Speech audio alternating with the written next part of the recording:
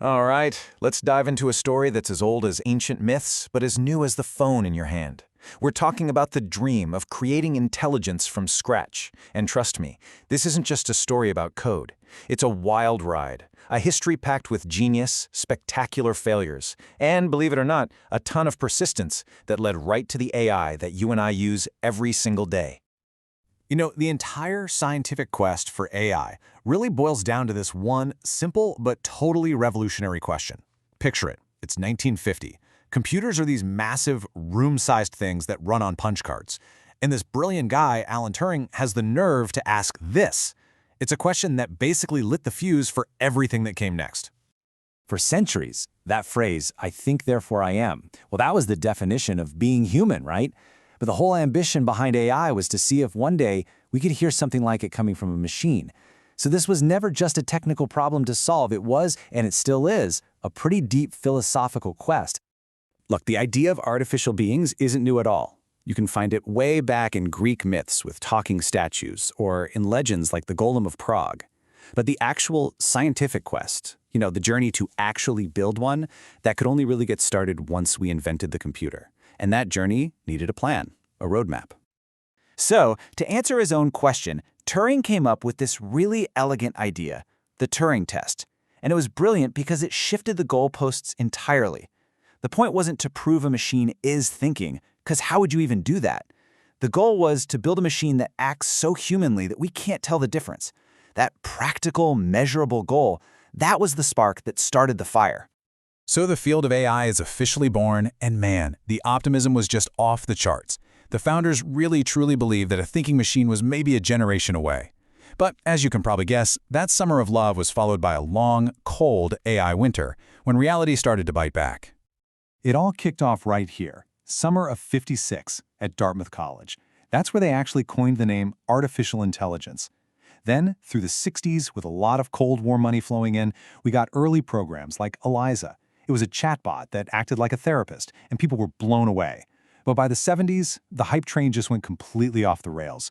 A supercritical report came out in the UK, and then major funding agencies in the US pulled the plug. The first AI winter had begun. And this right here shows you exactly why that winter came. The promises were huge, right? But the reality was these early AIs were incredibly fragile. They ran on rules that humans wrote by hand. Now, that works fine in a closed world, like a game of checkers. But they just fell apart when they had to deal with the messy, ambiguous real world. The number of rules you'd need just explodes. It was a problem they called the combinatorial explosion, and it was a brick wall. People got disillusioned fast.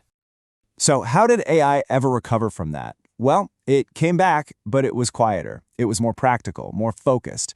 Instead of trying to build an artificial person, researchers started trying to build, well, an artificial expert. And they were called expert systems. By taking all those hand-coded rules and just focusing them on one super narrow topic, they could actually perform better than human experts. They were a huge commercial success in the '80s, and they really helped rebuild faith in the field. But quietly, behind the scenes, a totally different, much more powerful idea was brewing. Systems that were inspired by the human brain itself, that could learn from data instead of just being told rules.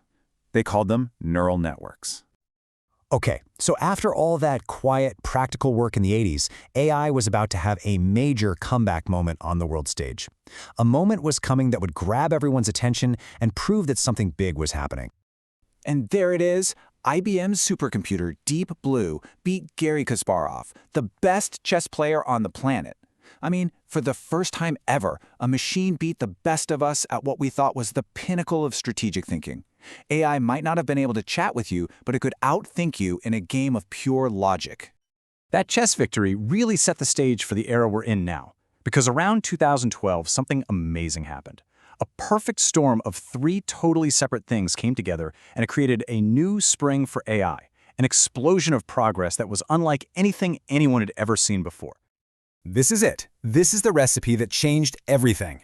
First, ingredient one, big data.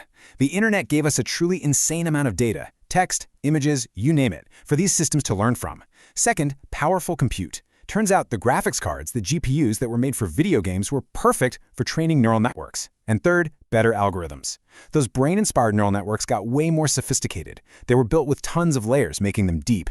And that's what deep learning is, letting these huge, layered networks find patterns in massive amounts of data. And the combination of these three things, it was like dynamite. And this was the big bang moment for modern AI. In 2012, there's this big competition for image recognition called ImageNet. A deep learning system didn't just win, it absolutely crushed the competition. It slashed the error rate so much that the entire field of computer science just stopped and stared.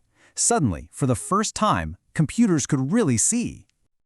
After that, the breakthroughs just started coming one after another. Now that machines could see, the question became, okay, what else can they learn? And that led to another unbelievable moment just a few years later. Google's AlphaGo beat Lisadol, the world champion of the game Go. Now, this was arguably an even bigger deal than the chess victory. Why? Because Go isn't just about logic. It's a game of intuition, of creativity, of feel, all things we thought were uniquely human. AlphaGo learned by playing millions of games against itself, and it came up with strategies that no human had ever even thought of. It proved that deep learning could master something that felt like intuition. And all of that progress, from seeing images to mastering intuition, it all leads us directly to where we are today. We've hit a whole new phase. We've moved beyond AI that just analyzes the world to AI that can actually create new things in it. So welcome to the era of generative AI. This chart shows the fundamental change perfectly. For decades, AI was all about analyzing stuff that already existed, telling you if a picture was a cat or a dog. But today's AI is about creating, making a brand new picture of a cat from scratch, or writing a poem about one. It's the leap from just understanding to actually inventing. So when you look at the whole story, it really is an epic. A journey that started with a philosophical dream, went through all this crazy optimism, then bitter disappointment, survived not one but multiple AI winters, and it came out the other side stronger than anyone could have possibly imagined. It's a story of persistence, powered by a whole lot of data and computing power. The dream, for centuries, was to build an artificial mind.